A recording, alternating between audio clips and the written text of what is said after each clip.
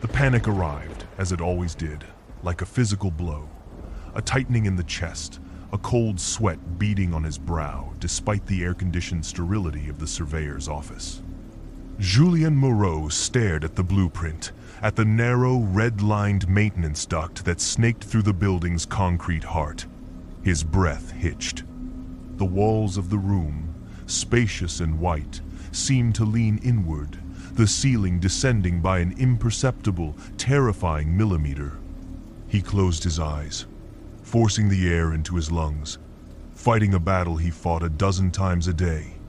18 hours. 18 hours buried alive in a collapsed tunnel in the Malian desert, the taste of dust and blood in his mouth, the weight of a continent on his chest. He had survived. The French Foreign Legion had taught him how to kill, how to build, how to endure, but it was the earth that had broken him. Now, the one place on the planet he truly feared was the one just beneath his feet. The phone rang, a shrill interruption to his private war. It was his sister-in-law, her voice frayed with a familiar blend of exasperation and genuine fear. Leo was gone. Again. His younger brother was a creature of impulse and shadow, an artist whose canvas was the forbidden decaying parts of Paris.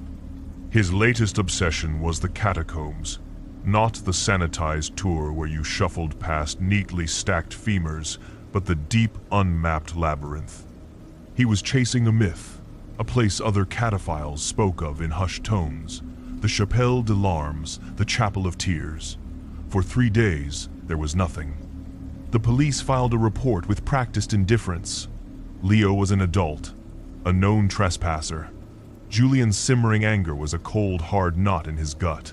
Then, the email arrived. Anonymous sender. No subject line. Just a single corrupted audio file. He clicked play. Static hissed. Then Leo's voice. A choked whisper scraped raw with terror. Asterisk pa un echo. Si ne pa un echo. Il répond. Asterisk, not an A. Echo. It answers. The whisper was followed by a sound that would haunt Julien's waking moments and poison his sleep. A wet, dragging scrape, like a shovel through thick, sodden clay. Then, a scream. Not a shout of pain, but a thin, hopeless shriek of someone being pulled into a place from which there was no return, the file cut out. Julien's hands trembled as he checked the file's metadata. Beneath the garbage code was a single, clean line of GPS data. A location, an entrance. His blood ran cold. The coordinates pointed to a forgotten corner of the 14th arrondissement. A place where the skin of the city was thin, where the world of the living was only a few meters of asphalt away from the empire of the dead. He was a combat engineer. He knew how to navigate the dark, but this was a descent into the heart of his own personal hell. For Leo, he would go. The entrance was a manhole, its iron lid crusted with rust and decades of grime. He forced it open with a crowbar, the screech of metal on metal a profane violation of the night's quiet. A wave of cold, stagnant air washed over him, a foul breath from the planet's gut.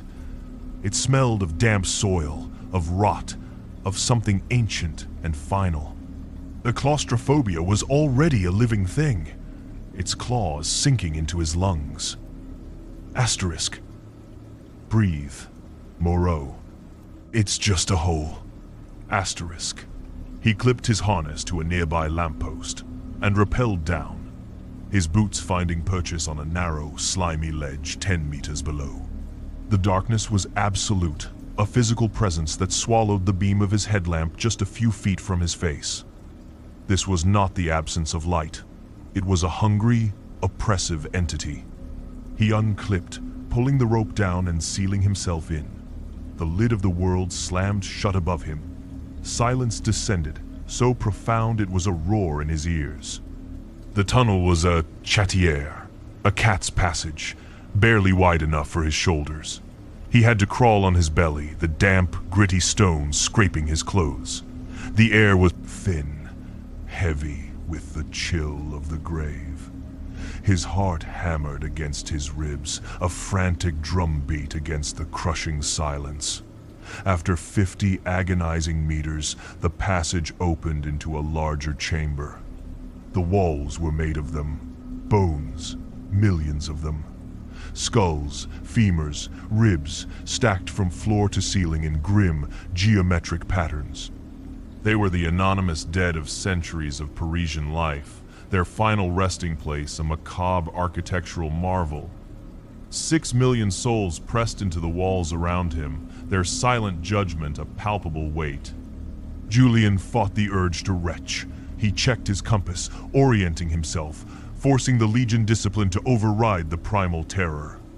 Leo's trail was cold, but he was an artist, a vandal. He would have left a mark. He found it an hour later, deeper in the network. A small, freshly sprayed tag on a wall of skulls. A stylized raven, Leo's signature. Hope, cold and sharp, pierced through his fear. He followed the direction the raven's beak pointed, into a narrower, more ancient section of the quarry. Here, the tunnels were unsupported, the threat of collapse a constant, unspoken companion. Water dripped from the ceiling, each drop a gunshot in the tomb-like quiet. He navigated by instinct, and the scant markings left by other cataphiles, faded arrows, cryptic symbols. He squeezed through gaps so tight he had to exhale completely, the rough limestone and protruding bones snagging at his clothes. The claustrophobia was a constant assault, a voice whispering in his ear that the walls were shifting, the ceiling was lowering, that this would be his tomb, just like the one in Mali. He ignored it, focusing on the mission. Find Leo. Get out. It was in a small, circular ossuary that his headlamp began to flicker. The beam weakened, turned a sickly yellow, then died. He was plunged into a blackness so complete it felt like being submerged in ink. He froze, fumbling with the switch, his breath catching in his throat. The silence pressed in. No, it wasn't silence. It was the times. Cessation times of sound. The drip of water had stopped. The faint hum of the city above was gone. There was only a profound, suffocating void. And then, the feeling. The walls were closer. He knew, with an irrational certainty that defied physics, that the space around him was shrinking. The stacked bones were pressing inwards, the weight of the earth above concentrating on this single point, on him. His lungs seized. He couldn't draw a breath. This was it, the collapse. He scrabbled in his pack, his fingers closing around the reassuring cylinder of a chemical flare. He cracked it, and a harsh magnesium-white light flooded the chamber, chasing the shadows back. The walls were exactly where they had been. Nothing had moved. But huddled in a corner, her face pale and streaked with grime, was a woman. She flinched from the light, her eyes wide with a terror that mirrored his own. "Who are you?" Julien's voice was a harsh rasp. He held the flare like a weapon. "Elise," she whispered, her voice trembling. I was with them, with Le Corbeau." The name meant nothing to him. "Where's my brother? Leo, the artist. Have you seen him?" Her eyes widened further. "The Raven? Yes. He's the one. Le Corbeau has him. He's going to use him." She shuddered, wrapping her thin arms around herself. "They call it the final silence. They worship it. They think something lives down here, a god of decay. They brought Leo to the Chapel of Tears for a ritual. A sacrifice." Julien's blood turned to ice. "Take me there." "We can't," she stammered, shaking her head. "It's a maze. Le Corbeau is insane. His followers, they're fanatics. They'll kill us. They'll have to get through me first," Julien said, his voice flat and cold. The fear was still there, a coiled serpent in his gut, but now it had a target. "You are an expert navigator," he stated, not a question. He'd seen the worn compass on a cord around her neck. The laminated, hand-drawn map fragments peeking from her pocket. She was no lost tourist. Elise hesitated, then gave a slow, defeated nod. I can get you there, but you don't understand what you're facing. It's not just them. The thing they worship, it's real. It moves in the dark. It makes the walls breathe. Asterisk. The walls were closer. Asterisk. The memory of the feeling, so vivid, so real, sent a tremor through him. He looked at this woman, this supposed escapee. He didn't trust her, but she was his only way to Leo. Lead the way, he commanded, his voice leaving no room for argument. The path Elise chose was a nightmare, a calculated journey through the most suffocating parts of the labyrinth. She led him through waterlogged tunnels where he had to submerge himself in freezing, bone-choked water, the surface just inches from the ceiling. She guided him through chatières so narrow he could feel his ribs compress, the stone scraping skin from his back. With every tight squeeze, every meter deeper into the earth, his control frayed. The panic attacks came more frequently, flashes of blinding terror where the Mali tunnel and the Paris catacombs merged into one endless, crushing tomb. Elise was always there to calm him. Breathe, she'd whisper, her voice a steady presence in the dark. Focus on my voice, we're almost there. But Julien, even through the haze of his fear, began to notice things. She never seemed truly afraid of the passages, only of being caught. Her navigation was too sure, too precise. She wasn't fleeing, she was following a route. His suspicion solidified when they found the body. A man in a black jumpsuit, half submerged in the mud of a low-ceilinged passage. His face was a mask of agony, his body twisted at an unnatural angle. But he wasn't crushed, he was absorbed. The rock of the floor seemed to have flowed up and around his legs, pulling him down into the very foundation of the catacombs. A cave-in, Elise said, her voice a little too quick. It happens all the time. Julien knelt, his new LED headlamp tracing the edges of the man's predicament. There were no fractures in the surrounding rock. It was seamless. He touched the stone around the man's leg. It was cold, but it felt strangely like compacted soil, not limestone. He looked up at Elise. Her eyes held a flicker of something he hadn't seen before. Not fear, exultation. He knew then. This was a trap. Every claustrophobic passage, every moment of his escalating terror. It wasn't a coincidence. It was the point. He was being led, not to a rescue, but to a destination. He was being primed. How much further? He asked, his voice deceptively calm. We're here, she said, her own voice changing, losing its tremor, gaining a sharp metallic edge. She pointed her light towards a low archway he hadn't noticed, an opening that seemed to drink the light. From within came a low, rhythmic chanting, the Chapel of Tears. The cavern was vast, a geological anomaly that defied the crushing weight above it, but its size offered no comfort. Every surface was covered in skulls, hundreds of thousands of them, all angled downwards, their empty sockets arranged to create the illusion of a million weeping faces. The air was thick with the smell of ozone and damp earth, and it vibrated with the guttural, monotonous chant of 24 figures in black jumpsuits. In the center of the cavern, chained to a crude altar of piled femurs, was Leo. He was pale and gaunt, his artist's hands bound tight, his eyes were wide with a vacant, drugged terror. Standing before him was a tall, gaunt figure in a long black coat, his face a sharp, predatory mask. Le Corbeau. He held a ceremonial dagger carved from what looked like a human tibia. You are late, Le Corbeau said, his voice a resonant baritone that cut through the chanting. He wasn't looking at Elise. He was looking straight at Julien. But you have brought the offering. The fear. It is exquisite. It seasons the air. Elise smiled, a chilling fanatic's grin. He is ripe, master. The pressure has tenderized him perfectly. The silence will feast well. The betrayal was a cold, clean shock, instantly burning away the fog of panic. Julien's mind snapped into Legion focus. 20 cultists, plus Le Corbeau and Elise.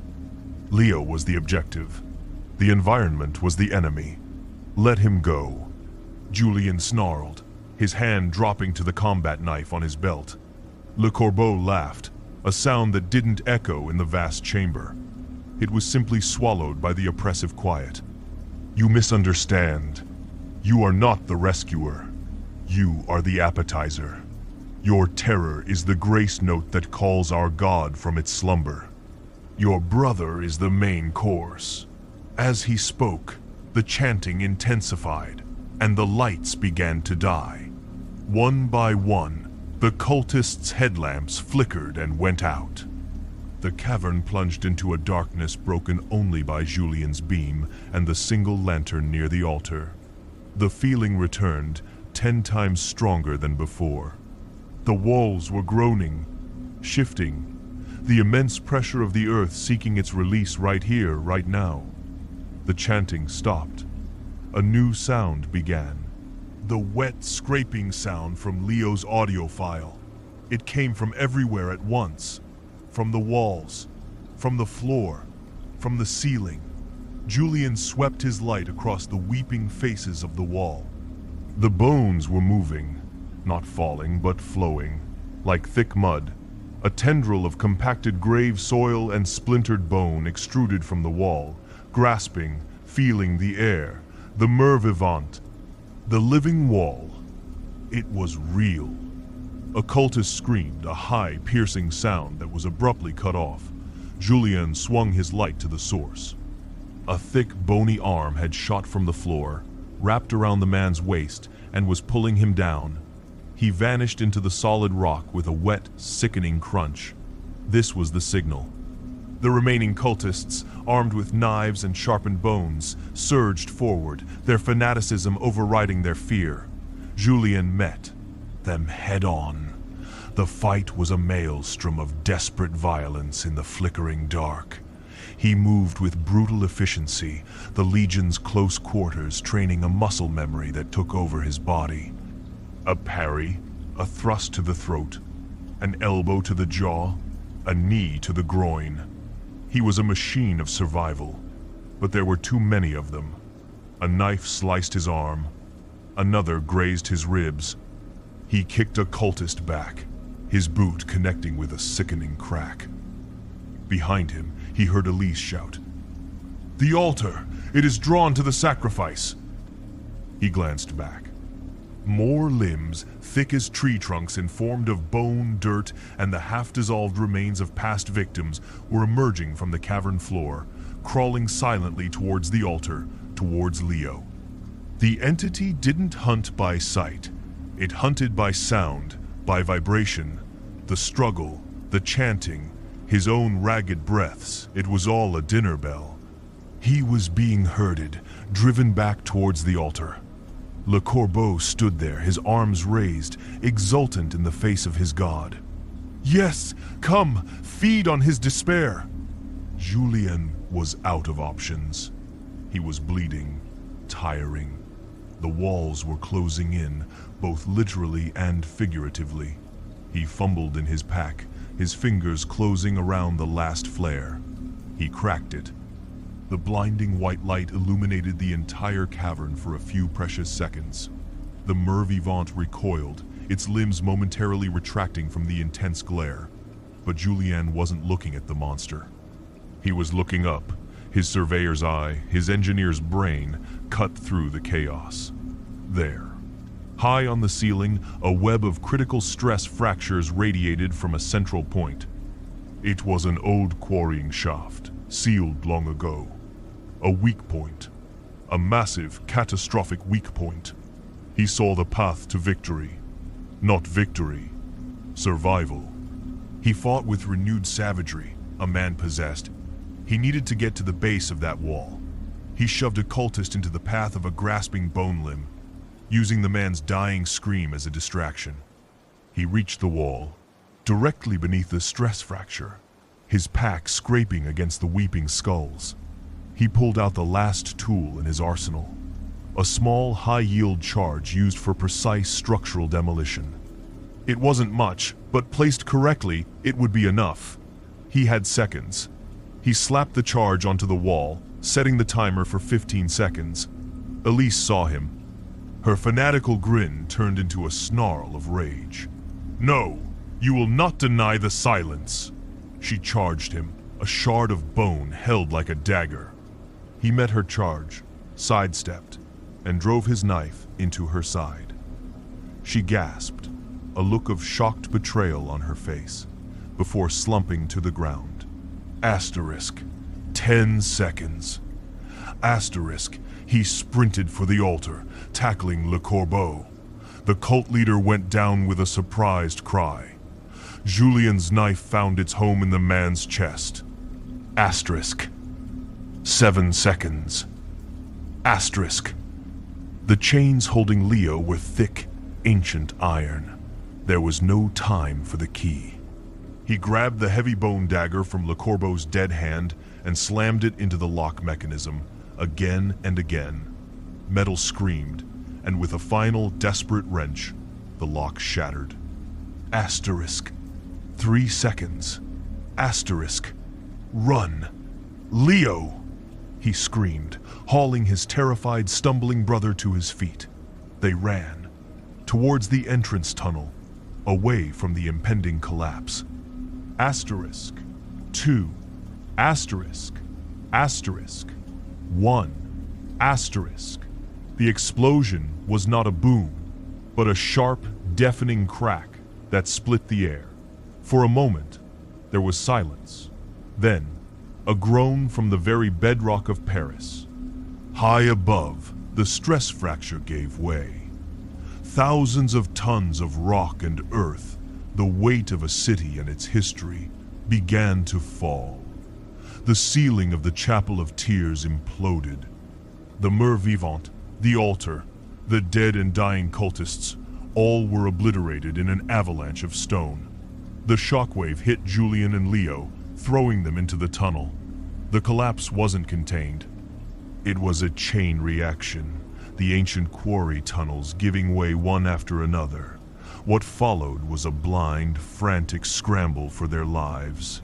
The world was a roaring, shaking chaos of falling rock, choking dust, and absolute darkness. Julien dragged Leo, guided only by the memory of the way they had come, running from the sound of the world ending just behind them. The ground bucked, and a section of tunnel ahead of them gave way, revealing not another passage, but the curved brick of a sewer main. With the last of his strength, he shoved Leo through the opening and scrambled in after him just as the tunnel behind them completely disintegrated, sealing the catacombs forever. They were in the city's veins now, the foul water of the sewer washing over them. They followed the current, stumbling through the dark, until they saw it. A faint rectangle of gray light. A maintenance ladder. Julien pushed Leo up, then followed, his muscles screaming in protest. He shoved at the grate above. It gave way with a groan. He hauled himself out, pulling his brother after him, and collapsed onto the cobblestones. Rain was falling, a cold, clean Parisian drizzle that washed the dust and blood from their faces. The sky above was a vast, open, beautiful gray. Cars hissed by on the wet asphalt. Julien lay on his back, heedless of the people staring, and dragged the open, free air into his lungs. He was out. He was above ground. He had faced the crushing weight of the earth, looked into the heart of the final silence, and had clawed his way back into the world of the living. He had survived. And this time, he knew the nightmares would be different. Not of being buried, but of what was buried beneath him.